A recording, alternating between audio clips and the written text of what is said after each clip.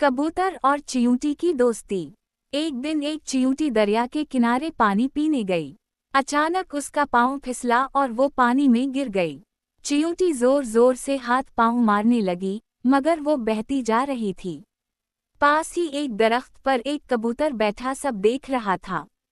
उसने फौरन दरख्त से एक पत्ता तोड़ा और पानी में डाल दिया। चींटी इस पत्ते पर चढ़ गई और बच गई। चींटी ने शुक्र अदा किया और दिल में सोचा कि मैं एक दिन इस कबूतर की मदद जरूर करूंगी। कुछ दिन बाद एक शिकारी आया और उस कबूतर पर जाल डालने लगा।